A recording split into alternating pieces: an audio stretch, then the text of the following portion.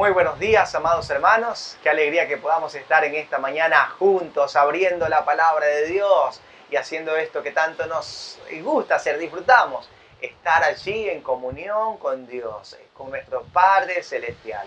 Hoy estamos haciendo nuestro devocional en la primera epístola del apóstol Juan, en el capítulo 3, desde el versículo 4 hasta el versículo 10. Y de esta porción me gustaría compartir con usted dos cosas rápidamente.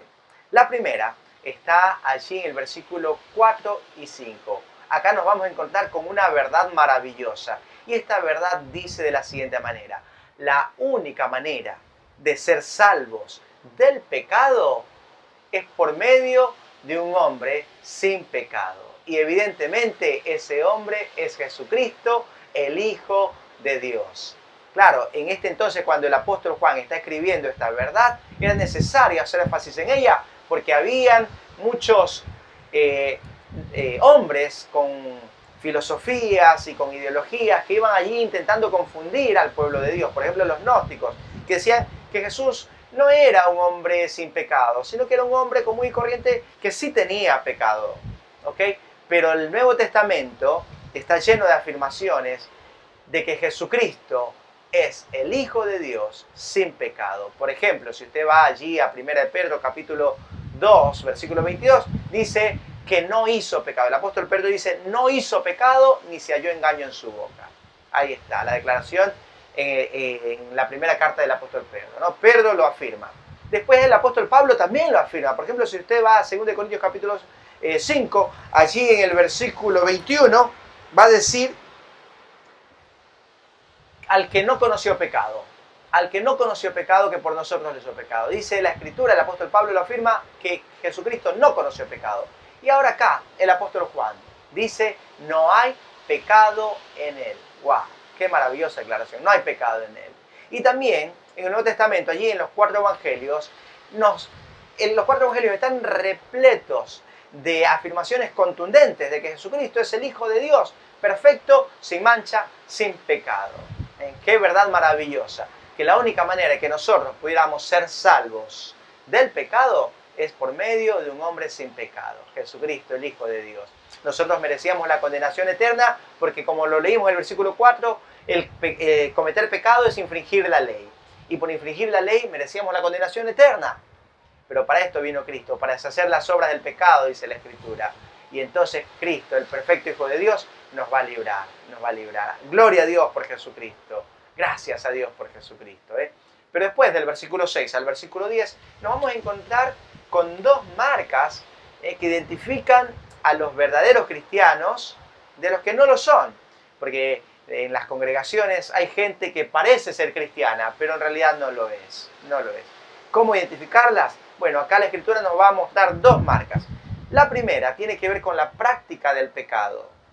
Hay quienes practican el pecado y hay quienes que caen en pecado, pero no lo practican. Y después la otra marca tiene que ver con el amor. Vamos a la lectura para ver de qué se trata, ¿sí? Dice de la siguiente manera, versículo 6. Todo aquel que permanece en él no peca. Todo aquel que peca no le ha visto ni le ha conocido. Hijitos, nadie os engañe. El que hace justicia es justo como él es justo. El que practica el pecado es del diablo, porque el diablo peca desde el principio. Para esto apareció el Hijo de Dios, para deshacer las obras del diablo. Todo aquel que es nacido de Dios no practica el pecado, porque la simiente de Dios permanece en él y no puede pecar, porque es nacido de Dios. En esto se manifiestan los hijos de Dios y los hijos del diablo. Todo aquel que no hace justicia y que no ama a su hermano, no es de Dios. ¡Wow! Acá está clarito, las marcas de un cristiano, de un verdadero cristiano, de una persona que ha sido regenerada, es que no practica el pecado. En cambio, el que no ha sido regenerado vive en esa práctica del pecado. Claramente la Escritura dice que hemos recibido la naturaleza divina, una nueva naturaleza. Ahora, ¿qué es lo que no peca? Si uno dice: yo sí peco, yo he pecado. Si somos honestos, sí cometemos pecado. Pero hay una diferencia enorme entre uno que comete un pecado, un acto de pecado, y otro que vive en esa práctica de pecado.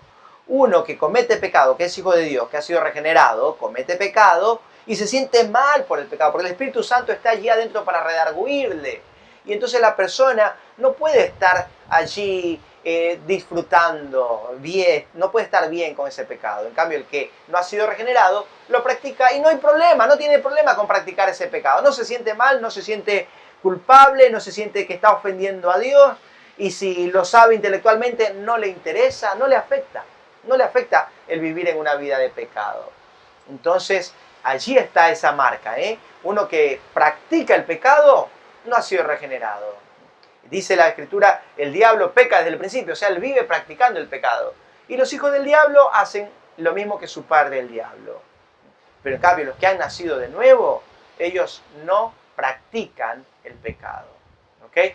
Pero después hay otra marca, ahí el versículo 10, que distingue a un verdadero cristiano, uno que ha sido regenerado y uno que no lo es, y es el amor, dice, el amor. Uno que ama genuinamente, uno que ama con el amor de Dios, con ese amor divino. No hablamos acá del afecto por una amistad, no, hablamos del amor divino, de ese amor, a pesar de ese amor que viene, como dice Romanos 5:5, que ha sido derramado por medio del Espíritu Santo en nuestros corazones, ese amor de Dios.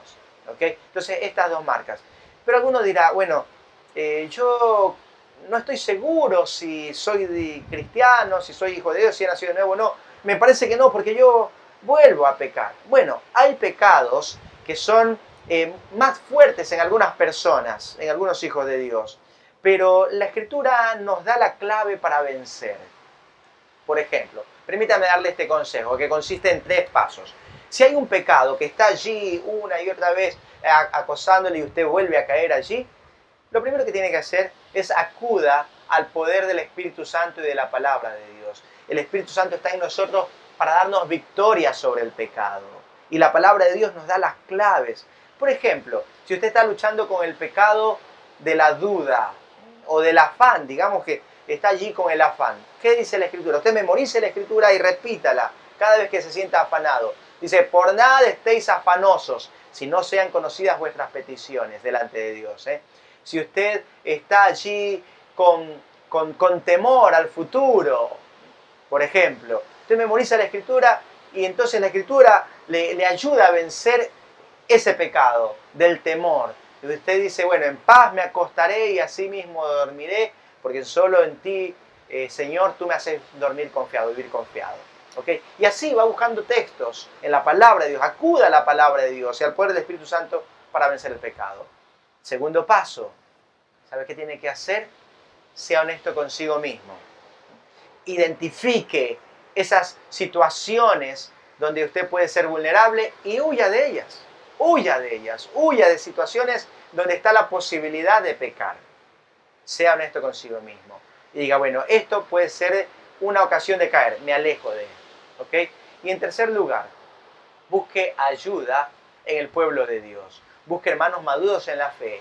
Y esté dispuesto a rendir cuentas. Y esté dispuesto a recibir el consejo. Y esté dispuesto a recibir las oraciones de aquellos que le aman. Y que están allí queriéndole cubrir en oración para que usted pueda tener victoria sobre el pecado. ¿Ok, mi amado hermano? Entonces yo espero que la palabra de Dios el día de hoy le anime para usted mantenerse firme en una vida de victoria sobre el pecado por el poder del Espíritu Santo y la palabra de Dios. ¿Ok?